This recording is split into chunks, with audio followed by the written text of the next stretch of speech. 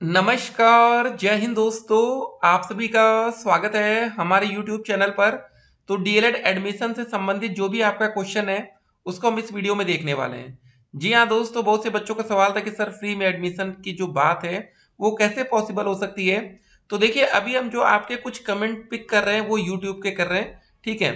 बाकी दोस्तों, आपके जो व्हाट्सएप पर मैसेजेस आ रहे हैं, उसका भी रिप्लाई वीडियो के माध्यम से भी हम जल्द आपके सामने लाते रहेंगे। तो यहाँ पर कुछ क्वेश्चन हैं, वो क्वेश्चन आपका भी हो सकता है, तो इसको हम लोग इस वीडियो में भी आपके सामने रखेंगे, ठीक है ना। तो एक एक करके दोस्तों आज के सभी क्वेश्चन रखे जाएंगे। अगर अभी तक आप लोग हमारे यूट्यूब चैनल पर नए हो तो चैनल को सब्सक्राइब कर लीजिएगा, जिससे आने वाली वीडियो की हर एक अपडेट आप तक सबसे पहले पहुंचे। तो सबसे पहले हम आज का एक क्वेश्चन रखते हैं।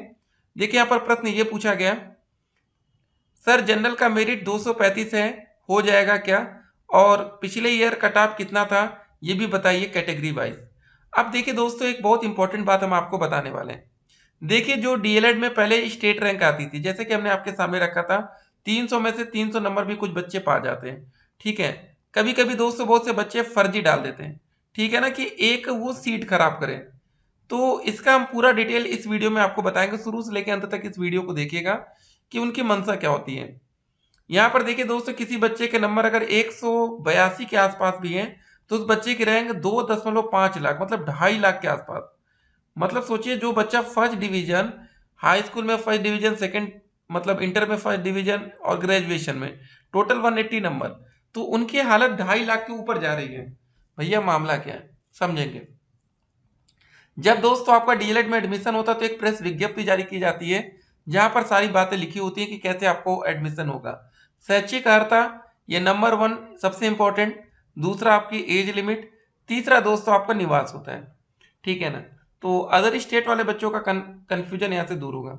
चलिए दोस्तों, पहले कुछ कमेंट हम पिक कर रहे थे। देखिए बात क्या थी, कि एक सवाल ये है कि सर अगर हमारा 235 नंबर जनरल कैटेगरी से है, तो क्या हमें गवर्नमेंट कॉलेज मिलेगा? डाइट, गवर्नमेंट कॉलेज को हम लोग क्या बोलते हैं? डाइट बोलते हैं। इसको जरा ध्यान रखिएगा, क्या बोला जाता है? डाइट, ठीक है। अब आपको बता दें, यूपी में दोस्तों हर एक डाइट का, जैसे मान लेते दोस्तों कि आप लोग डाइट लखनऊ में एडमिशन लेना चाहते हैं, ठीक है। और दूसरा दोस्तों डाइट हो सकता है हमारा वाराणसी, ठीक है। तीसरा डाइट दोस्तों हो सकता है हमारा प्रयागराज। तो एक बात याद रखिएगा, हो सकता है कि डाइट लखनऊ की जो कटाप चली जाए, हो सकता है 235 ही यहाँ पर चली जाए। हो सकता है कि वाराणसी की कटाप 260 नंबर चली जाए। हो सकता है प्रयागराज में 200 ही जाए। तो यहाँ पर एक बात अब क्लियर हो गई आपको, कि हर एक डाइट कॉलेज की जो कटाप है वो अलग अलग जाएगी। हर एक कैटेगरी की, जनरल की अलग जाएगी, ईडब्ल्यूएस की अलग जाएगी, ओबीसी की अलग जाएगी, एससी कैटेगरी की अलग जाएगी, एसटी कैटेगरी की अलग जाएगी, फिजिकल हैंडीकैप की अलग जाएगी, फ्रीडम फाइटर की अलग जाएगी, ठीक है, एक्स सर्विसमैन की अलग जाएगी। तो अच्छा खासा आपको यहाँ पर आरक्षण मिलता है डीएलएड में, ठीक है। जितने भी आरक्षण के नियम होते हैं वो यहाँ पर लागू होते हैं, ठीक है। एक बात और आपको बताएंगे, देखिए अगर कोई बच्चा जनरल कैटेगरी का है, हम उनको एक बात कहेंगे, अगर आप लोगों का ईडब्ल्यूएस का सर्टिफिकेट बन सकता है तो वो बनवा लीजिएगा। इससे आपको फायदा मिल जाएगा, क्योंकि जनरल और ईडब्ल्यूएस की जो मेरिट होती है वो अलग अलग होती है। ईडब्ल्यूएस में काफी बार आपको चांस रहेगा आपको सरकारी कॉलेज मिले, एक ही क्वेश्चन में काफी आंसर्स आपको मिले। अगला क्वेश्चन देखते हैं। भैया मेरा बीकॉम सेमेस्टर का पेपर 7 जुलाई तक चलेगा। अब देखिए यहाँ पर पेपर कब तक चल रहा है? 7 जुलाई तक, ठीक है, या जून हो सकता है। बताइए, फिर पता नहीं कब रिजल्ट आएगा। अब देखिए एक बात आपको एकदम क्लियर कर दें, डीएलएड में एडमिशन की जो पहली कंडीशन होती है, जो फर्स्ट कंडीशन होती है, वो दोस्तों आपका ग्रेजुएशन कंप्लीट हो जाना चाहिए। जो ग्रेजुएशन का रिजल्ट है वो आ जाना चाहिए, दोनों इंपॉर्टेंट है। क्योंकि दोस्तों जब आप लोग अपना आवेदन करेंगे, जो उसका फर्स्ट पेज आएगा, पहला पेज, तो वहां पर दोस्तों क्या मांगा जाता है कि आपका ग्रेजुएशन, मान लेते हैं कि अगर 1800 नंबर का टोटल है, तो आपने वहां पर कितने नंबर पाया, 1000 पाए, 1200 पाए, वो डालना पड़ेगा। अब मान लेते दोस्तों कि आपका 2 साल का तो रिजल्ट आपके पास है, तीसरे साल का नहीं है, तो आप अंदाज में यहाँ नहीं डाल सकते, वो रिजल्ट आना जरूरी है, ठीक है। तो एक बात और आपको बता दें, हर बार किस्मत साथ नहीं देती, लेकिन कभी कभी साथ देती है। जो पिछले साल 2023 में ऑनलाइन आवेदन की प्रक्रिया शुरू हुई थी, 2 जून से हुई थी। कब से हुई थी? 2 जून 2023 से। लेकिन आवेदन प्रक्रिया चली कब तक थी? लास्ट डेट देखिए, 31 अगस्त 2023। भैया इतना लंबा मौका, डीएलएड के इतिहास में सबसे ज्यादा मौका इसी समय मिला था पिछले साल। उसका रीजन क्या था कि लास्ट ईयर सुप्रीम कोर्ट का फैसला आया था जहां पर बीएड के छात्रों को प्राथमिक शिक्षक भर्ती 1 to 5 से बाहर कर दिया गया था। इसीलिए आज की डेट में अब कोई बच्चा बीएड नहीं कर रहा है, ठीक है। और कुछ बच्चे कर रहे हैं, देखिए पहले भी डीएलएड बहुत कम बच्चे करते थे, ऐसा नहीं कि करते नहीं थे। जब बीएड छात्रों को मौका मिला था तब भी डीएलएड के जो फैन हैं वो डीएलएड कर रहे थे, ठीक है। अगर आप लोग भी दोस्तों डीएलएड के सच्चे फैन हैं तो हमारा यूट्यूब चैनल सब्सक्राइब जरूर करिएगा, क्योंकि इस चैनल के माध्यम से आप लोग जब भी आपका एडमिशन होगा पहले तो ए टू जेड आपको एडमिशन का सारा प्रोसेस बताया जाएगा, ठीक है। कोई गलती आपसे नहीं होगी। देखिए दोस्तों, बहुत से कॉलेज वाले आपको अच्छा खासा लूटेंगे, ठीक है, लेकिन आपको एक भी रुपये आपका लूटा नहीं जाएगा, ठीक है। हर एक चीज हम आपको पहले से बता के अवेयर रखेंगे। अब देखिए दोस्तों, किसी बच्चे ने कमेंट किया कि थैंक यू सर, मेरा सारा डाउट क्लियर कर दिया आपने, ठीक है। अभी भी अगर आपका कोई डाउट हो एडमिशन से संबंधित तो पूछिएगा। यूपी डीएलएड का थर्ड सेमेस्टर का एडमिशन कब से होगा सर, ये क्या है? एग्जाम की बात हो सकती है दोस्तों, क्योंकि अभी हमारा यूपी डीएलएड में फर्स्ट और थर्ड सेमेस्टर का एग्जाम होने जा रहा है, ठीक है ना। तो थोड़ा बहुत कमेंट में गलती होती है, तो एग्जाम की बात होगी, बाकी एडमिशन होगा तो भैया फर्स्ट सेमेस्टर से होता है, डायरेक्ट थर्ड में नहीं होता है, ठीक है। चलिए एक और सवाल देखते हैं, ठीक है। शिवम जी ने भैया बहुत बड़ा सवाल लिखा। सर मेरा एक सवाल है, रिप्लाई जरूर दीजिएगा। सर मेरा BA third year 6th semester है, मेरा एग्जाम मई लास्ट से स्टार्ट होगा, ठीक है। अभी इनका एग्जाम नहीं हुआ है, मई में होगा, ठीक है। मुझे डीएलएड करना है, क्या मैं अपीयरिंग में फॉर्म फिल कर सकता हूँ या मुझे 1 साल वेट करना होगा? Reply please. देखिए दोस्तों, यही तो सबसे बड़ी दिक्कत है। हम इतने दिन से डीएलएड की वीडियो बना रहे हैं, हर एक बच्चे के मन में यही सबसे बड़ा डाउट होता है कि अपीयरिंग छात्रों को मौका मिलेगा या नहीं। तो आपको शिवम जी बताना चाहेंगे, अपीयरिंग छात्रों को मौका नहीं मिलेगा, लेकिन डीएलएड में आवेदन करने की जो लास्ट डेट रहती है उसको एक्सटेंड करते करते इतना कर दिया जाएगा कि आप सभी बच्चों को मौका मिल जाए। जो बच्चे डीएलएड के फैन है उनको मौका दे दिया जाता है। इसी हिसाब से पीएनपी आवेदन की प्रक्रिया करता है, ठीक है। तो अभी आवेदन की प्रक्रिया इसीलिए शुरू नहीं की गई है, इसीलिए थोड़ा वेट किया जा रहा है, ठीक है, कि आप लोग को भी मौका मिल सके। जब तक आप लोग आएंगे नहीं तो कैसे डीएलएड की सीटें भरेंगे? 2 लाख से ज्यादा सीट्स हैं डीएलएड में, 2 लाख, ठीक है ना। तो भैया कैसे भरेंगे सीटें बताइए? तो मौका मिल जाएगा, आप लोग परेशान मत होइएगा, ठीक है, जिन बच्चों का पेपर। लेकिन हाँ, दिक्कत क्या है ना, देखिए अपीयरिंग छात्रों को डीएलएड में मौका क्यों नहीं मिलता, बीएड में क्यों मिलता है? अब आपके मन में एक और सवाल होगा कि सर बीएड वालों को तो मौका दे रहे हैं, डीएलएड वालों को क्यों नहीं दे रहे हैं? देखिए डीएलएड में जो आज अभी एडमिशन चल रहा है फिलहाल में, यहाँ पर मेरिट का बेस है, मेरिट के आधार पर आपको एडमिशन मिलता है। बीएड में क्या होता है, यहाँ पर एंट्रेंस एग्जाम होता है, ठीक है। आपके हाई स्कूल इंटर ग्रेजुएशन जो आपका नंबर है ग्रेजुएशन में, उससे मैटर उतना नहीं, फर्क नहीं पड़ता, ठीक है। आपका एंट्रेंस एग्जाम में अच्छा नंबर आ गया, आपको सरकारी कॉलेज अलॉट कर दिया जाएगा या प्राइवेट कॉलेज। लेकिन दोस्तों जो डीएलएड में एडमिशन का प्रोसेस है वहाँ मेरिट बनती है। अभी आपका ग्रेजुएशन का रिजल्ट नहीं आया तो आप क्या नंबर डालेंगे बताइए? जब मेरिट ही आपकी नहीं बन पाएगी तो आपका एडमिशन नहीं हो पाएगा। इसीलिए यहाँ पर अपीयरिंग छात्रों को मौका नहीं मिल सकता, ठीक है। तो फिलहाल इतना है कि हर एक बच्चे को आवेदन का मौका मिल जाएगा। कोई बच्चा फाइनल ईयर का है तो आप लोग हमारे साथ जुड़े रहिए, जो भी बातें होंगी हम आपको बताएंगे, ठीक है। अभी आपको परेशान नहीं होना है, ठीक है। तो जून तक भी अगर आपका रिजल्ट आ जाता है, जून लास्ट तक, तब भी पूरा चांस रहेगा कि आपको मौका मिलेगा। सर हमने ग्रेजुएशन फाइनल जून में होगा मगर रिजल्ट अगस्त तक आएगा। अब देखिए इतना भी ज्यादा रिजल्ट, लास्ट बार क्या हुआ था कि 31 अगस्त तक भी जिन बच्चों को रिजल्ट आ गया था उनको मौका मिल गया, ठीक है। और एक बात बैक भी लगी है, जो जनवरी में होगा तो हम क्या डीएलएड कर सकते हैं? अब देखिए दोस्तों, ये बहुत अच्छी बात है। अब जब आप डीएलएड में आवेदन करेंगे, ठीक है, तो आपकी बैक वैक भैया सब कुछ क्लियर हो चुकी हो। ग्रेजुएशन मतलब पूरी तरीके से क्लियर होना चाहिए, ठीक है ना, उसमें कुछ पेंडिंग ना हो, ये इंपॉर्टेंट बात है, ठीक है। तो एडमिशन से पहले ये सब छोटी छोटी बातें ध्यान रखेंगे। कुछ सवाल ये रहता है कि क्या यूपी में 12वीं पास छात्रों को मौका मिलेगा डीएलएड एडमिशन के लिए? यहाँ पर देखिए जो बच्चे ग्रेजुएशन कर रहे हैं रिजल्ट नहीं आ रहा उनको तो मौका नहीं मिल रहा है। तो 12वीं पास मौका मिलता है डीएलएड में, लेकिन यूपी में नहीं मिलता है, ठीक है। तो यूपी के बाहर आप सोच सकते हैं, यूपी में ऐसा नहीं होगा। टीचर की सैलरी कितनी होती है भैया? ठीक है, 45,000 आराम से आप टीचर की सैलरी देखेंगे प्राइमरी लेवल पर आज की डेट में, अच्छी खासी सैलरी है, परेशान नहीं होने। डायट कॉलेज की कट ऑफ बताएंगे कि आपका क्या। अब देखिए फ्री में एडमिशन की बात कैसे बच्चे पूछते हैं, मामला क्या है? देखिए होता क्या है, जैसे कुछ ऐसे प्राइवेट कॉलेज हैं जहाँ पर टोटल 100 सीटें हैं, ठीक है। उनकी ऑनलाइन काउंसलिंग या जैसे भी डायरेक्ट एडमिशन के माध्यम से 50 सीटें भर गई, 50 सीटें खाली हैं, तो अब कॉलेज वाले के पास एक विकल्प है, या तो वो सीटें खाली छोड़ दें, ठीक है। दूसरा कंडीशन ये होता है कि वो 50 सीटों में से जितने हो सके वो स्कॉलरशिप के बेस पर बच्चों को एडमिशन दे दें। अगर 50 में से 25 बच्चों की भी स्कॉलरशिप आ गई तो कॉलेज का फायदा है, और 25 बच्चों की नहीं आई तो भी आपसे वो पैसा वसूल करेंगे। याद रखिएगा, कुछ ना कुछ आपसे पैसे की डिमांड होगी। आप ये मत सोचिएगा स्कॉलरशिप नहीं आई तो कॉलेज वालों का दिल बड़ा होगा, फ्री में सब कुछ करेंगे, ऐसा नहीं होगा, ठीक है ना। तो उत्तर प्रदेश में जो डीएलएड हो रहा है, क्या अदर स्टेट के बच्चे यहाँ पर फॉर्म भर सकते हैं? तो इसका आंसर होगा दोस्तों नहीं। उसका हम पूरा विज्ञप्ति भी दिखाएंगे। सर ग्रेजुएशन में 45% नंबर है तो क्या मेरा फॉर्म भर सकता है? बिल्कुल। कैसे? लेकिन आरक्षित वर्ग में अगर आप आते होंगे तो वो भी बताएंगे। एज लिमिट मिनिमम 18 साल आपकी एज होनी चाहिए, मैक्सिमम 35, और कहीं कहीं 40 साल तक काम चलेगा। फीस आपके दोस्तों सरकारी कॉलेज में 1 साल की 10,200 रुपये, प्राइवेट कॉलेज में 41,000। आवेदन करने के लिए फीस 700 रुपये हो सकती है या थोड़ी बढ़ सकती है। एलिजिबिलिटी क्राइटेरिया ग्रेजुएशन होना चाहिए 50% से, लेकिन आरक्षित वर्ग में 45% तक काम चलेगा। चलिए वो दिखा देते हैं, ठीक है। अब देखिए एक और बात, चुनाव के बाद बदली जाएगी छात्रवृत्ति की नियमावली। जी हाँ दोस्तों, ये भी जरा ध्यान रखिएगा। तो आफ्टर चुनाव कुछ और देखने को यहाँ पर आपको मिलेगा। जैसे देखिए, कोर्स बदलने पर मंडल स्तर पर डाटा में बदलाव करवा सकेंगे विद्यार्थी। प्रदेश में चुनाव आचार संहिता खत्म होने के बाद छात्रवृत्ति की नियमावली में बदलाव किए जाएंगे। बीच में ही एक कोर्स से दूसरे कोर्स में दाखिला लेने पर पोर्टल पर डाटा में आवश्यक बदलाव मंडल स्तर पर ही हो सकेंगे।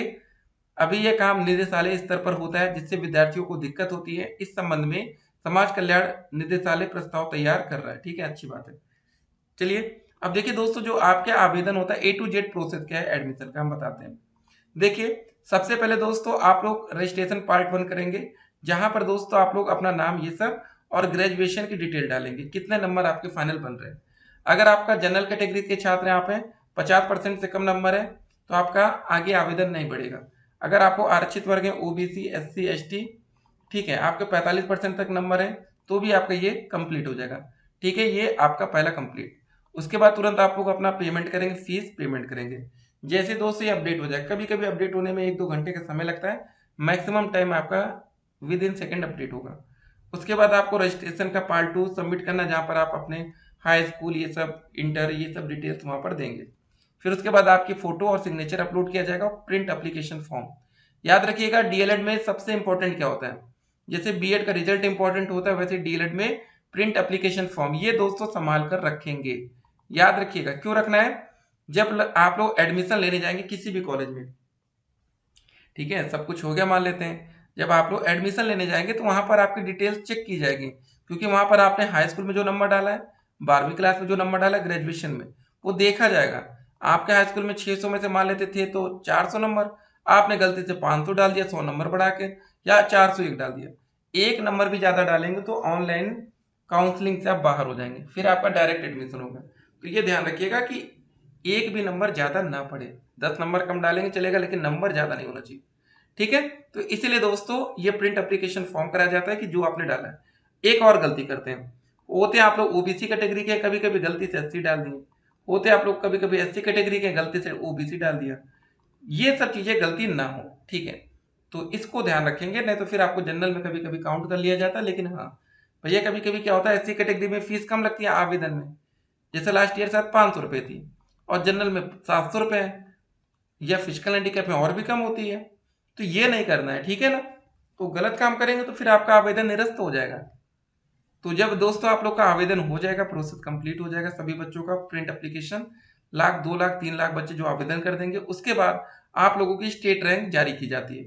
तो फॉर्म को लॉगिन करके, पहले क्या होता था, उसकी पीडीएफ आती थी, देखिए ऐसे, तो दूध का दूध पानी का पानी होता था, हर एक बच्चे का आप स्टेट रैंक देख पाते थे। लेकिन अब क्या होता है, उसको मैनुअली आप डाउनलोड करेंगे, ठीक है। आपकी स्टेट रैंक मान लेते आ गई ये 20,000, ठीक है।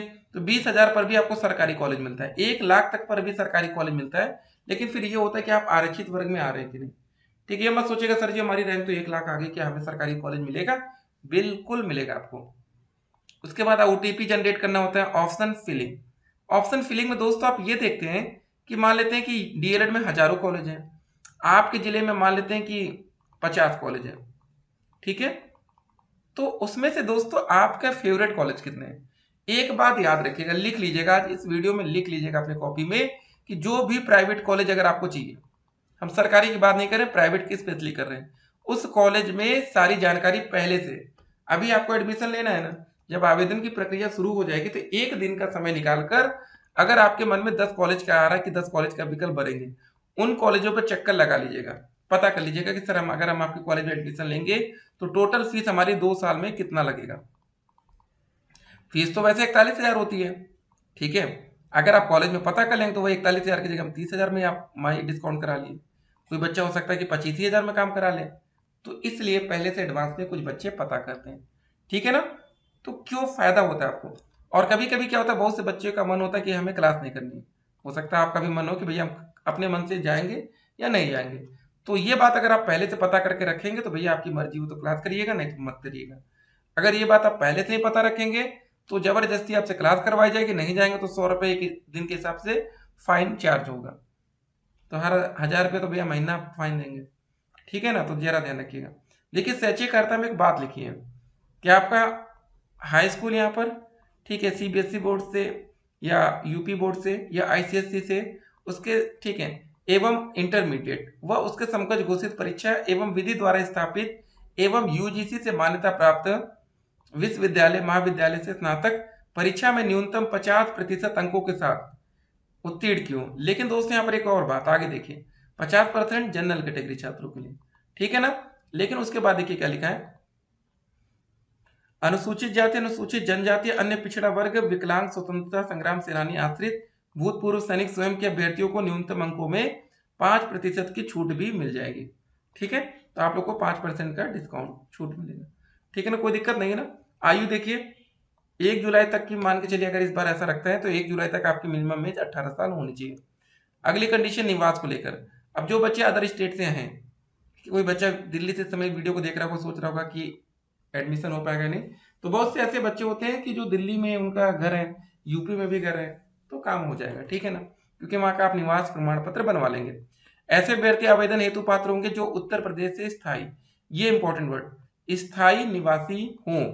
प्रवेश के समय होने वाले अभिलेखित जांच में अभ्यर्थियों को उत्तर प्रदेश में अपने गृह जनपद का सक्षम अधिकारी द्वारा प्रवेश की तिथि तक जारी किया गया निवास प्रमाण पत्र प्रस्तुत करना अनिवार्य होगा, ठीक है। तो ये ध्यान रखेंगे, अन्यथा की स्थिति में अभ्यर्थी का आवेदन पत्र निरस्त कर दिया जाएगा। यहाँ पर देखिए एकदम क्लियर बात लिखी है, ठीक है ना। तो आपका पैसा डूब जाएगा, ध्यान दीजिएगा, एक एक पैसा बहुत मुश्किल से कमाया जाता है, तो हम नहीं चाहते किसी भी बच्चे का कोई नुकसान हो।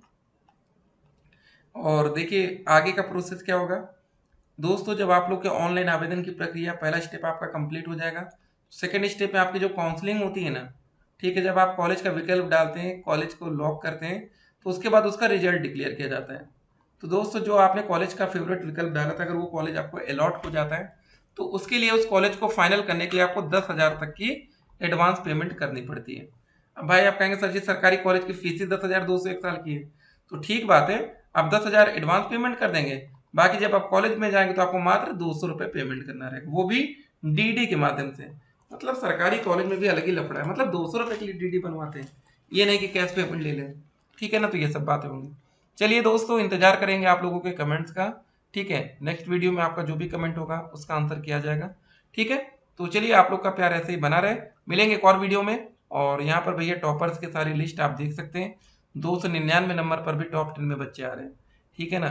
तो हाँ, सरकारी कॉलेज के लिए कितने नंबर चाहिए होंगे ये हमने आपको बताया कि हर एक सिटी की जो कट ऑफ जाती है वो अलग अलग जाती है, ठीक है, हर एक कैटेगरी की, हर एक सिटी की, ठीक है। तो ये मान के चलिएगा, एक मोटा मोटा आपको बता देते, जनरल कैटेगरी में 230 से लेकर 240 नंबर सरकारी कॉलेज के लिए पर्याप्त होते हैं, ठीक है। ईडब्ल्यूएस में क्या होता है 225 से लेके 235 तक, ठीक है, 10 नंबर का हर जगह हम लोग चल के गैप लेके चल रहे हैं। ओबीसी कैटेगरी में भी है ये 225 से लेके 230 प्लस तक, ठीक है। एससी कैटेगरी में क्या रहेगा 220 से लेके 230 प्लस तक, ठीक है। एसटी कैटेगरी में क्या रहेगा, हमारे जो बच्चे एसटी कैटेगरी से हैं 200 से लेके 210 प्लस तक, ठीक है। और उसके बाद फिजिकल हैंडीकैप में, ठीक है, तो यहाँ पर भी दोस्तों 180 से लेके 200 प्लस तक मान के चलिए। उसके बाद हमारा फ्रीडम फाइटर, उसके बाद हमारा एक्स सर्विस में, दोनों जगह दोस्तों 180 प्लस पर ही मान के चलेंगे, यहाँ पर भी 180 प्लस तक, ठीक है। और कुछ और कैटेगरी होंगी उसको हम अगले वीडियो में देखेंगे। चलिए वीडियो काफ़ी बड़ी हो गई है, ठीक है, मिलते हैं एक और वीडियो में, तब तक के लिए स्टे कनेक्टेड। बाकी जो भी आपका कमेंट हो, एक और देखिएगा डीएलएड की कॉपियों में हेरा फेरी करने वाले 3 लोग निलंबित हुए हैं, ठीक है। तो दोस्तों dledresult.com वेबसाइट का लिंक कमेंट बॉक्स में दिया गया है, जहाँ पर आप अधिक जानकारी प्राप्त कर सकते हैं, ठीक है। मिलते हैं एक और वीडियो में, स्टे कनेक्टेड।